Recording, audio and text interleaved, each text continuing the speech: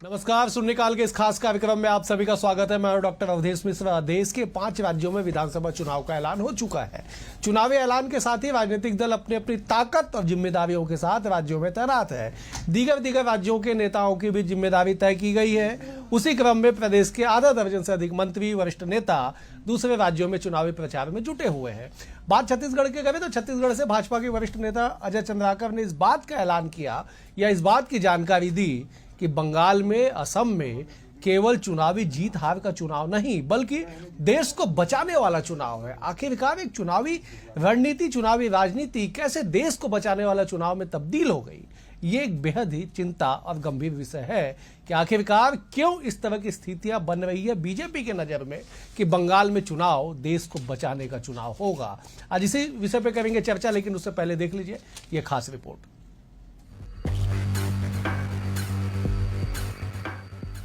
छत्तीसगढ़ के सियासी गलियारों की तपिश अब देश के पूर्वी छोर पहुंच चुकी है। असम और पश्चिम बंगाल में होने वाले विधानसभा चुनाव में छत्तीसगढ़ के दिग्गजों को उतारा गया है।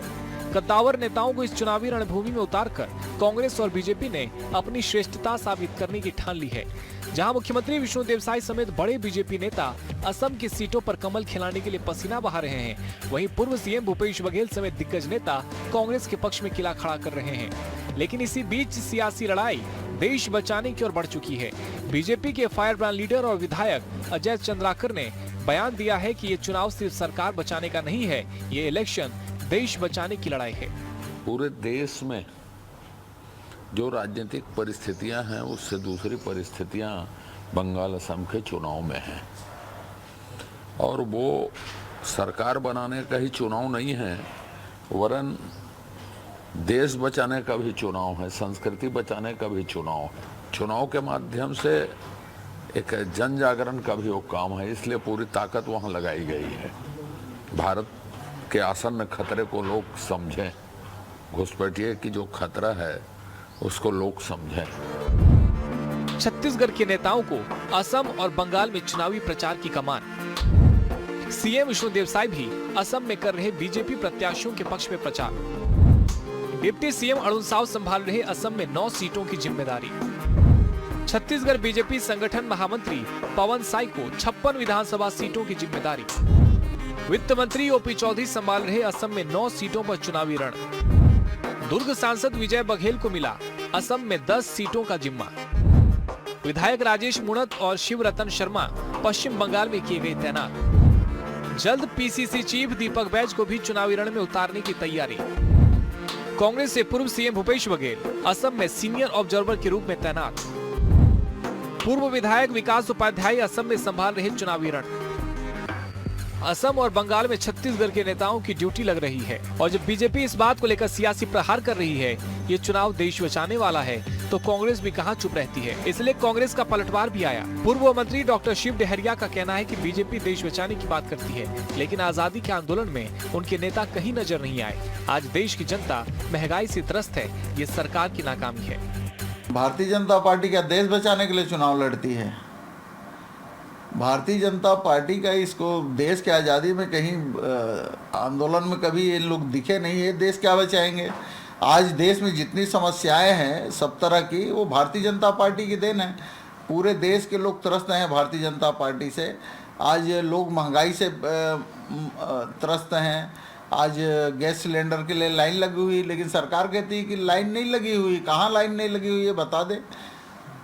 65 रुपया रेट अलग बढ़ा दिया उन्होंने। तो ये सरकार की नाकामी है, और सरकार अपनी नाकामी छुपाने के लिए अलग अलग तरह के बयान देते रहती है। छत्तीसगढ़ के दिग्गजों की असम और बंगाल के रण में मौजूदगी ने इस चुनावी मुकाबले को अस्मिता की जंग बना दिया है। एक तरफ बीजेपी का देश बचाने का आक्रामक नैरेटिव है, तो दूसरी ओर कांग्रेस का इतिहास और महंगाई पर पलटवार। कुल मिलाकर लड़ाई अब सीटों की नहीं, विचारधारा के वर्चस्व की है। अब चुनाव के बाद पश्चिम बंगाल और असम के नतीजे ही तय करेंगे कि राष्ट्रवाद का दांव भारी पड़ा या जन सरोकार की गूंज सत्ता की गलियारों तक पहुंची। पीएसटीवी के लिए शिवम दुबे की रिपोर्ट। इस रिपोर्ट को देख के आप समझ गए होंगे कि क्यों चुनावी रणनीति, चुनावी राजनीति, विचारधारा और देश को बनाने बिगाड़ने तक की राजनीति चर्चाओं तक पहुंच चुकी है। चलिए इसी विषय पे करेंगे चर्चा। 3 बेहद ही खास वरिष्ठ मेहमान हमारे साथ मौजूद है। मेहमानों का परिचय आपसे करा देता हूं। बीजेपी की ओर से राजीव चक्रवर्ती जी है, बुद्धिजीवी नेता है, प्रवक्ता है। राजीव जी बहुत स्वागत है आपका। कांग्रेस की ओर से वरिष्ठ नेता प्रवक्ता नितिन भंसाली जी है। नितिन जी आपका भी स्वागत है। सियासत के हर पहलू को बेहद करीब से जानने वाले सूबे के वरिष्ठ पत्रकार डॉक्टर अनिल द्विवेदी भी हमारे साथ। अनिल जी आपका भी बहुत बहुत स्वागत है। अनिल जी मैं चर्चा की शुरुआत आपसे करता हूं, जरा समझाइएगा, कोई भी किसी भी राज्य में चुनावी बिगुल, चुनावी ऐलान राजनीतिक दलों के लिए सबसे बड़ी परीक्षा मानी जाती है, लेकिन चुनावी रणनीति, चुनावी राजनीति, देश को बचाने वाले चुनाव तक अगर सोच लिया जाए तो इसके मायने क्या, समझाइए जरा। देखिए, पश्चिम बंगाल के चुनाव अब 2-3 महीने के अंदर में अब होने हैं और निश्चित तौर पर वहां तृणमूल कांग्रेस है जो ममता बनर्जी के नेतृत्व में वहां अभी सरकार चला रही है।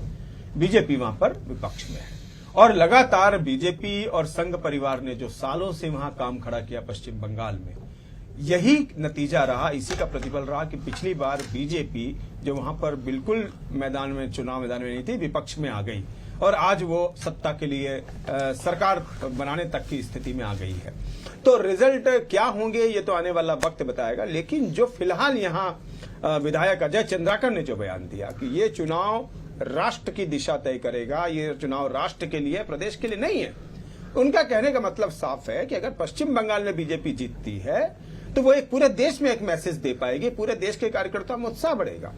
और वहां से यदि बीजेपी जीतती है तो जो आरएसएस की जो एक तरह से जो विचारधारा है, जो राष्ट्रवादी विचारधारा है, वो कहीं न कहीं पलीता लगाएगी मार्क्सिस्ट पर, क्योंकि वहां मार्क्सवादियों का वर्चस्व है। ये ठीक है कि वहां से मार्क्सवादी हटे हुए सालों हो गए, अब तो ममता बनर्जी का राज है पिछले 15 सालों से।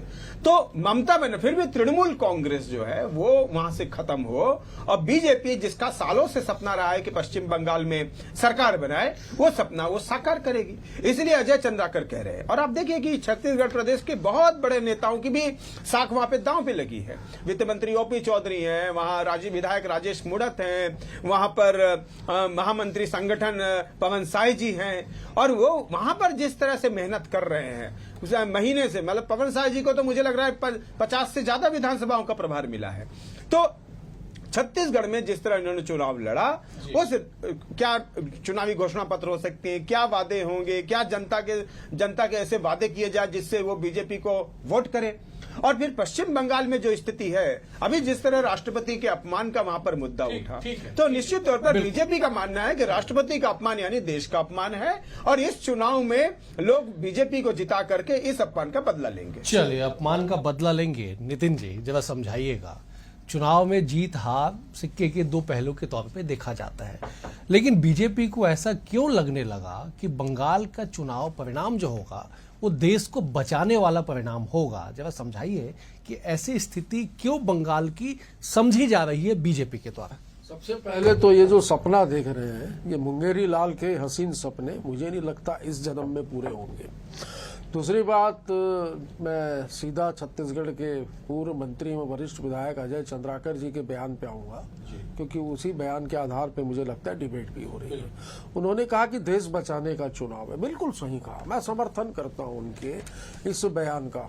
उनका कहने का मतलब साफ है कि यदि वहां पर असम में भाजपा रिपीट होती है या यहां पर कुछ उलटफेर होता है तो बहुत बुरे हाल होंगे और देश को यदि बचाना है तो भाजपा को वहां से सब तरफ से साफ करना जरूरी है। तो उनका कहने का तात्पर्य ये है, और बोलते रहते हैं, अच्छे नेता हैं, मुख्यमंत्री का प्रोडक्ट है और उनको तो अवसर नहीं मिला छत्तीसगढ़ में मंत्री का भी, लेकिन वो मुख्यमंत्री का प्रोडक्ट है। उन्होंने जो कहा सोच समझ कर कहा और मैंने अर्थ भी बता दिया कि उसका अर्थ क्या होता है। जिस तरीके से वॉशिंग मशीन से निकले हेमंता बिस्व शर्मा वहां पर ताल ठोक रहे हैं, मैं बता दूं ऊपरी असम में कल ही एक बहुत बड़ा आतंकी जैसा एक हमला हुआ है, इनको ये भी सोचना चाहिए। दूसरा मैं नाम बताऊं आपको, असम में कांग्रेस से प्रबुद्ध बारदोलई को इन्होंने भारतीय जनता पार्टी ने दिसपुर से और भूपेन बोरा को भी पुरिया से बीजेपी का टिकट दे दिया है।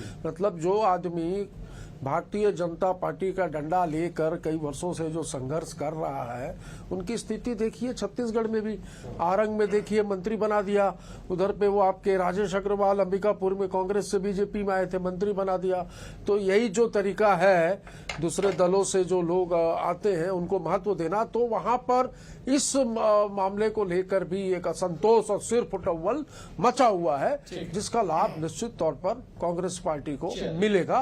और दोनों राज्यों में, वैसे तो 5 राज्यों में चुनाव है, बाकी जगह तो हम रिपीट हो ही रहे हैं, पर इन 2 राज्यों में अच्छी टक्कर है, जिसमें अजय चंद्राकर जी ने जो कहा कि देश को बचाना है, बिल्कुल सही कहा। देश बचेगा, भाजपा निपटेगी।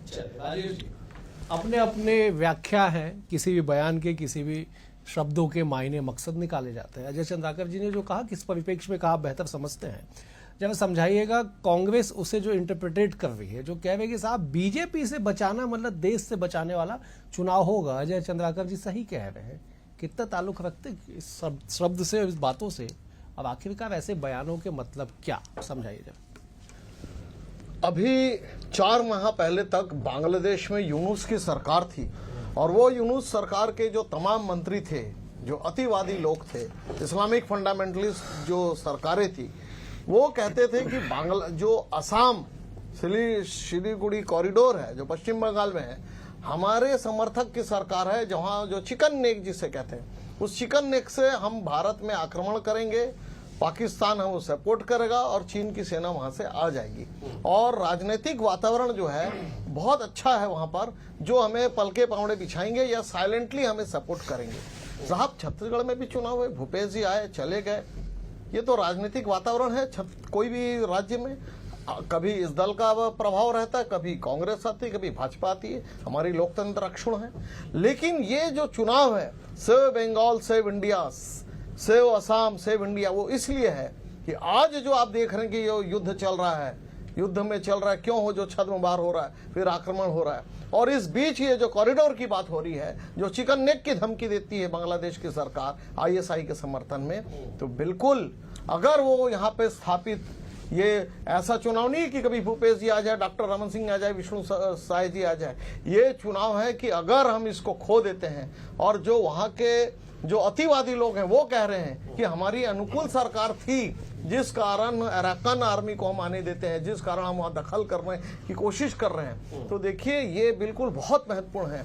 अगर असम और पश्चिम बंगाल में भारतीय जनता पार्टी की सरकार आती है, और वे जो सपना देख रहे हैं हुजी आतंकवादी के लोग, या जो डीप स्टेट के जो यूनुस की जो सरकार थी कि हम यहां पर आएंगे और उत्तर पूर्व को दखल कर लेंगे, पश्चिम बंगाल के बहुत बड़े हिस्से को, तो आप रणनीति को समझिए। ये केवल चुनाव नहीं है, ये चुनाव है देश को बचाने का। जिस प्रकार से ममता बनर्जी, और इसके पहले आप देखते थे अल्फा उल्फा टीआरएस, जितने आतंकवादी संगठन थे, कांग्रेस के लोग उनको सपोर्ट करते थे। राजीव जी, लोग आते हैं बीजेपी में टिकट दे देते हैं। आज वहां पर वही लोग बीजेपी में आते हैं, टिकट दे, मछली लेकर चुनाव प्रचार कर रहे हैं भाई। क्या क्या बुराई, मछली लेकर चुनाव प्रचार कर रहे हैं, और ये कुछ चिकन कुछ बोल भी रहे हैं। अरे चिकन ने जाने रास्ता भाई, हाँ आपको भाई, मालूम ठीक नहीं है है। ना, आप लोग चिकन चिकन और मछली, रास्ता है जो बांग्लादेश मछली, से उससे होकर बाहर आओ भाई। नॉर्थ ईस्ट से भारत पर आक्रमण करने की रणनीति बना रही है। थोड़ा अध्ययन कर लीजिए नितिन जी। नहीं, आप लोग मछली पकड़कर चुनाव कर रहे हैं, हाँ तो बिल्कुल करेंगे, प्रचार कर रहे हैं। नवरात्रि में, नवरात्रि जैसे पवित्र त्योहार में मछली लेकर चुनाव प्रचार।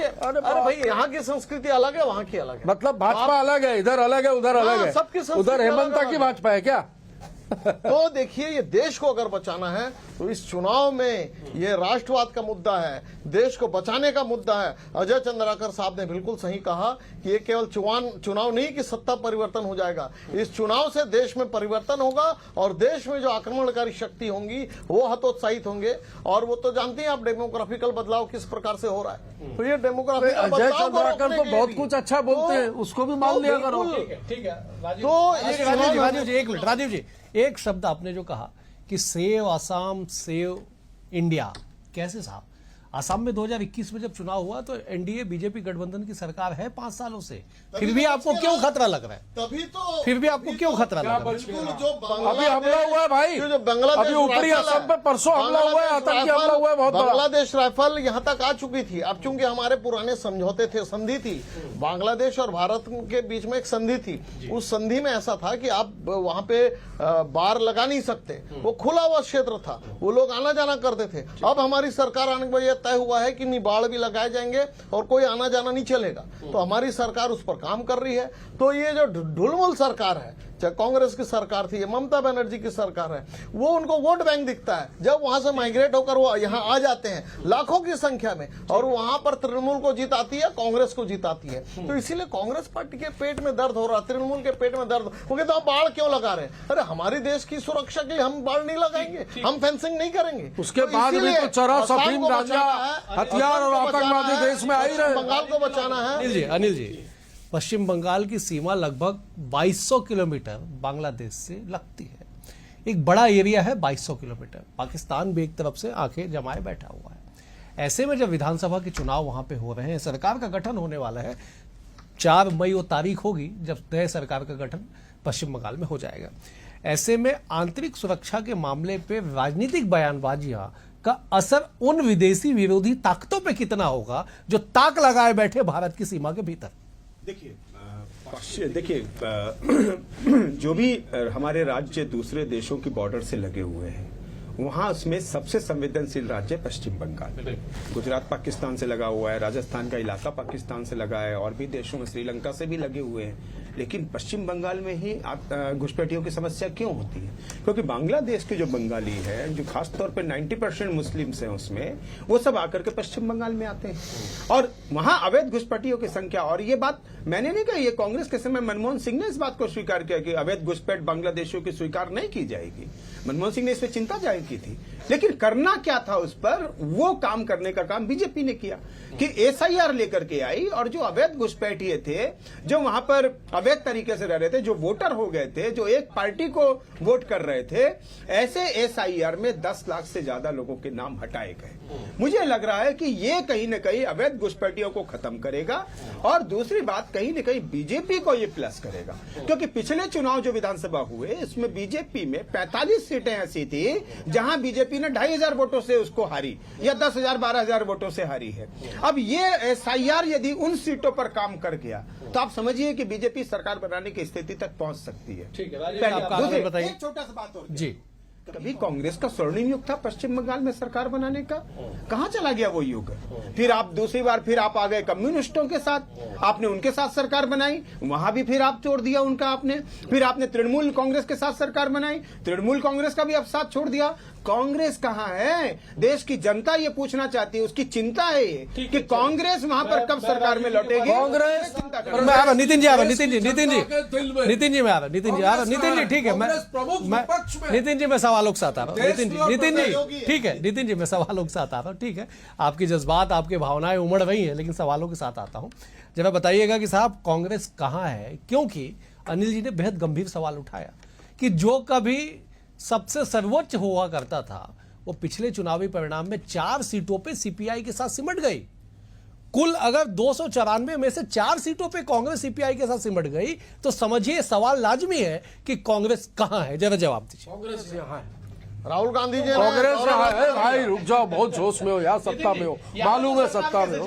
कांग्रेस यहाँ कांग्रेस दिल में है, कांग्रेस इस देश के दिल में है। आजादी की लड़ाई में 5 नाम बता दे आरएसएस और भाजपा के नेताओं ने जिन्होंने आजादी की लड़ाई में भाग लिया हो, है ना, वो आपके नहीं है। वो तो जहां आपको लगता है वो बोल देते हो हमारे हैं। अच्छा, अभी वरिष्ठ पत्रकार घुसपैठियों की बात कर रहे थे, या मैं कांग्रेस के हित की बात कर रहा था। कांग्रेस कब सत्ता 2005 में 13,692, 2006 में 12,135, 2007 में 12,625, 2008 में 10,625 और 2009 में 10,600। तो घुसपैठियों को बाहर किया हमने, ठीक है। और ये देखिए भाजपा का डेटा, 2015 में 474, 2016 में 308, 2017 में 51, 2018 में 445। तो घुसपैठियों को संरक्षण दे कौन रहा है?